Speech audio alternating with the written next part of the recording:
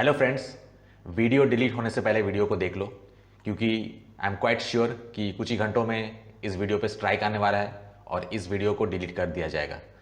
और ये वीडियो कोई कांग्रेस या फिर लिबरल या फिर पीसफुल्स के पहले हो सकता है कि बीजेपी वाले ही इस वीडियो को डिलीट करें और स्ट्राइक दें, क्योंकि इस वीडियो में आज एक्सपोज होने वाला है कि इंडिया ने आज किस देश को सपोर्ट किया। दोस्तों, अगर आर्टिकल 370 को हटाने से पहले इजराइल का ये रिएक्शन आता कि हम कश्मीरियों के इंडिपेंडेंट स्टेटस को एक्सेप्ट करते हैं और हम चाहते हैं कि कश्मीर एक सेपरेट देश बने, और आर्टिकल 370 जो हटाया गया है हम उसकी कड़ी निंदा करते हैं, तो आपका रिएक्शन क्या होता? हमारे इंडियंस तो 2 सेकंड में कूद पड़ते और बोलते कि इजराइल ने दिया धोखा, धोखेबाज इजराइल। हमारे सुधीर चौधरी जैसे वीडियो बनाता है कि रशिया ने दिया धोखा, वैसे ही वीडियो बनाते हैं। तो आज इंडिया ने जो ये किया है, तो हम देखते हैं कि इंडिया ने किस देश को सपोर्ट किया है। तो जिनको नहीं पता वो आज थोड़ा न्यूज़ देख ले। यूएन में इंडिया ने न्यूट्रल तो छोड़ो, अगर एक न्यूट्रल स्टांस भी लेता तो भी मैं समझता, लेकिन बेसिकली प्रो पैलेस्टाइन स्टेटमेंट दिया है और वो कहते हैं कि वो पैलेस्टाइंस को सपोर्ट करते हैं इजराइल के खिलाफ। तो आज हम देखते हैं कि इजराइल जो वॉर के टाइम में भी इंडिया को मेडिकल एड सेंड किया, काउंटलेस टाइम्स इंडिया को हेल्प किया, उसके अगेंस्ट इंडिया ने आज किस देश को सपोर्ट किया वो हम थोड़ा देख लेते हैं। वीडियो का टाइटल है Palestinian youth movement shows solidarity with Kashmiris. तो चलिए वीडियो देखते हैं।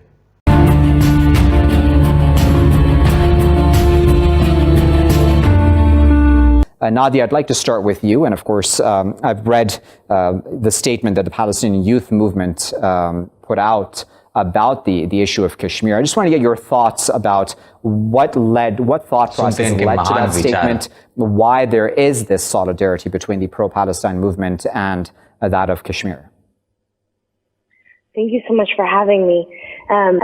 Yes, as Palestinians in exile and under occupation, it's just the case of Kashmir and the struggle of the Kashmiri people for sovereignty पंडित के struggle के बारे में कुछ नहीं है, really resonates with us, particularly some of the similarities between just how densely militarized our occupation is in Palestine, and definitely in the case of Kashmir, how densely militarized the occupation is there. And so for us, it was just very clear that, of course, we have a natural solidarity with Kashmir as two groups of people who are experiencing very similar forms of colonial aggression.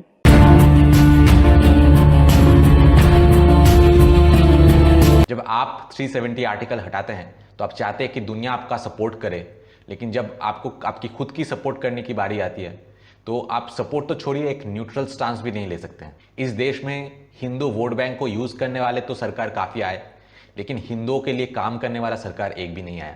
और जब मैं कहता हूँ हिंदू, तो भाई Hindu I mean every national who works for Hindustan. जो भी national Hindustan को अपना मानते हैं और हिंदुस्तान के डेवलपमेंट के लिए काम करते हैं, हिंदुस्तान के इंटरेस्ट के लिए काम करते हैं, वही सच्चा हिंदू है, फिर चाहे वो मुस्लिम हो या फिर क्रिश्चियन हो। लेकिन अनफॉर्चुनेटली कितने ऐसे पीसफुल कम्युनिटी के लोग आपको मिलेंगे जो सच में हिंदुस्तान है और हिंदुस्तान के इंटरेस्ट के बारे में सोचता है और इजराइल को इस वक्त सपोर्ट कर रहा है पैलेस्टाइन के खिलाफ, क्योंकि Israel has always been a pillar for India. मुझे तो ऐसे लोग बहुत ही कम दिखते हैं, और जो है उनके साथ मैं बहुत अच्छा दोस्त हूँ, चाहे वो मुस्लिम हो या फिर कोई भी रिलीजन से हो, लेकिन जो सच में हिंदुस्तान से प्यार करता है और प्रो हिंदू है, तो उनको प्रो हिंदू गवर्नमेंट से भी कोई प्रॉब्लम नहीं है। लेकिन प्रो हिंदू गवर्नमेंट कभी आई ही नहीं इंडिया में जो हिंदुओं के वोट से ज़्यादा हिंदुओं के डेवलपमेंट के बारे में ज़्यादा सोचे, क्योंकि अगर ऐसा एक गवर्नमेंट आता है तो सिर्फ हिंदूज ही नहीं, माइनॉरिटीज़, मुस्लिम्स हो, क्रिश्चियंस हो, सबके लिए वो अच्छा है।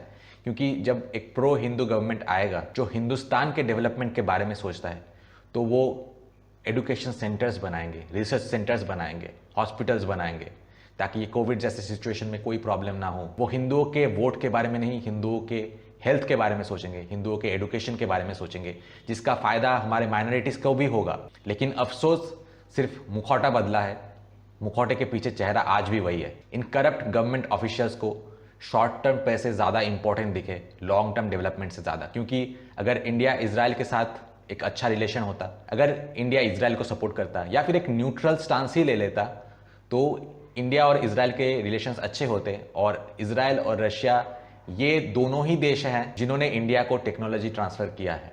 आज इंडिया जो अपने पैरों पे खड़ा है, बड़े बड़े डिस्कवरीज कर रहा है, इसके पीछे इजराइल और रशिया का बहुत बड़ा हाथ है। आपने बहुत सारे आर्टिकल्स पढ़े होंगे जहां पे लिखा है कि India develops it's first submarine, India develops it's first aircraft carrier. लेकिन अगर आप डीप रिसर्च करेंगे तो आप देखेंगे कि इंडिया, रशियन जो ऑफिशियल्स है, मॉस्को का वहां पे बहुत बड़ा हाथ था। ठीक वैसे ही बहुत सारे टेक्नोलॉजीज के पीछे जो हम सेल्फ मेड बोल के जानते हैं, लेकिन उसमें इजराइल का एक बहुत बड़ा बैकिंग था। तो बहुत लोग कह रहे हैं कि पेट्रोल का दाम बढ़ जाता, अरब देशों के साथ बिजनेस खराब होता। तो सबसे पहली बात, अगर इंडिया इस पोजीशन पे है कि न्यूट्रल स्टांस लेने के बाद भी इनके साथ रिश्ते बिगड़ते हैं या फिर ट्रेड बिगड़ते हैं, तो इंडिया को ये चांस लेना ही चाहिए था, क्योंकि वो भी, उनका भी तो ट्रेड है ना, उनका प्रॉफिट है।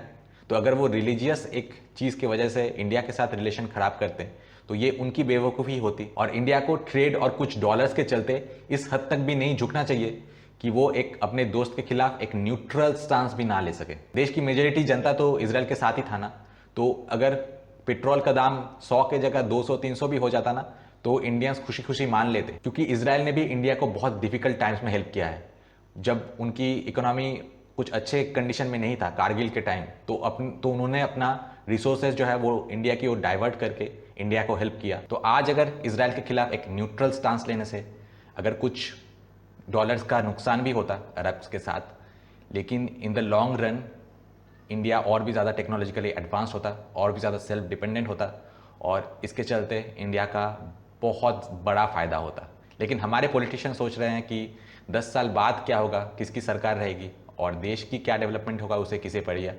अभी डॉलर्स आ रहे हैं, अभी उसे रख लो, चाहे उससे 10 साल बाद इंडिया को नुकसान हो, इंडिया सेल्फ डिपेंडेंट ना हो, उससे क्या फ़र्क पड़ता है। अभी पैसे आ रहा है, बस रख लो। और अगर ये सच नहीं है, कोई दूसरा रीज़न है, तो आपको भी पता है कि इंडिया की मेजोरिटी जो पॉपुलेशन है वो इजराइल को सपोर्ट कर रहा है, तो उनको एक जवाब देना ज़रूर बनता है कि आपने जो ये डिसीजन लिया वो किस बेसिस पे लिया और क्यों लिया। कुछ लोग ह्यूमैनिटी के बारे में बात कर रहे हैं कि इंडिया इज़ विथ ह्यूमैनिटी। तो उस टाइम कहाँ पे थी ह्यूमैनिटी, जब कश्मीर से कश्मीरी पंडितों को मार के भगा दिया गया था। और अगर ह्यूमैनिटी के बारे में बात करते हैं, अगर मान भी लेता हूं मैं कि इजरायली जो सेटलमेंट्स है पैलेस्टाइन में वो इलीगल है या फिर जायज़ नहीं है, लेकिन अगर हम लॉजिकली सोचे तो जिस एरिया में भी इजराइल ने अपना सेटलमेंट बनाया है वहाँ पे एजुकेशन मिली है, अच्छी हेल्थ मिली है, बहुत टेक्नोलॉजी मिली है, और उस जगह का ओवरऑल डेवलपमेंट हुआ है। रशिया ने भी एक टाइम में साइबेरिया को दखल किया था, कब्जा किया था, लेकिन आज वहाँ पे कितनी अच्छी health system, education, civilization prosper हो रहा है, जबकि रशिया से पहले वो लोग बेसिकली आदि मानव के जैसे जी रहे थे। तो पैलेस्टाइन ने अपने इतनी सी बड़ी जगह में क्या उखाड़ लिया है, इजराइल ने अपनी इतनी छोटी सी जगह में सिविलाइजेशन, प्रॉस्पेरिटी, कितना ही कुछ कर लिया है इतने छोटे जगह में, जहाँ पे भी जो इस्लामिक कंट्रीज है वो अपने ही बीच लड़ रहे हैं और अपने ही बीच खुद को एक दूसरे को काट रहे हैं, और ना ही वहाँ पे कुछ रिसर्च और एजुकेशन हो रहा है और ना ही कुछ डेवलपमेंट हो रहा है। और ये उनके लिए भी अच्छा है, क्योंकि इजराइल ने तो अरब्स को रोका नहीं है अपने देश में जीने के लिए। तो जो अरब्स इजराइल की हाईटेक और हेल्थ फैसिलिटीज, एजुकेशन का फायदा ले रहे हैं, how can you should be rather thanking to Israel. लेकिन इन लोगों को बचपन से ऐसा ही सिखाया जाता है कि इन्हें मजहब से आगे development, culture, education, scientific research, ये सब कुछ नहीं दिखता है। ह्यूमैनिटी की बात कर रहे हैं आप। इजराइल में 2000 मिसाइल्स दागे गए थे और वो सिविलियंस पे था, कोई मिलिट्री साइट या फिर मिलिट्री पे नहीं था, सिविलियंस पे था वो। और जब खुद की बारी आई तब सिविलियंस के पीछे छुप गए। इजराइल ने खुद को आयरन डोम से प्रोटेक्ट किया, और ये लोग औरतों और बच्चों को एज ए शील्ड यूज कर रहे हैं। ये है ह्यूमैनिटी। और अगर इन औरतों और बच्चों को जबरदस्ती वहां पे रखा गया है, then I really feel sad for them कि वहां पे एक ऐसा सरकार है जहां ऐसे टेररिस्ट है या फिर ऐसे मिलिट्री पर्सनल्स है जो अपने ही जनता को मारना चाहते हैं। और लेकिन अगर वो खुद के विल से कुर्बानी देने के लिए वहाँ पे है तो उनका तो मरना बनता है। वैसे तो मैं सोचता हूँ कि कोई एंटरटेनमेंट वीडियोस बनाऊँ आपके लिए। मैंने सोचा कि पॉलिटिकल वीडियोस बहुत हो गए, कुछ एंटरटेनमेंट वीडियोस आपके लिए बनाता हूँ, लेकिन फिर कुछ ऐसा हो जाता है कि मुझसे रहा नहीं जाता और मुझे इसके बारे में बोलना ही था। हालांकि कुछ ही देर में शायद इस चैनल का, इस न्यूज़ का जो ओनर है वो अभी मुझे कॉपीराइट स्ट्राइक देगा, लेकिन फिर भी मुझे जो कहना था वो मैंने कह दिया। आपका क्या ओपिनियन है मुझे लिख के बताइए। तो मिलते हैं आपसे नेक्स्ट वीडियो में। Till then good bye.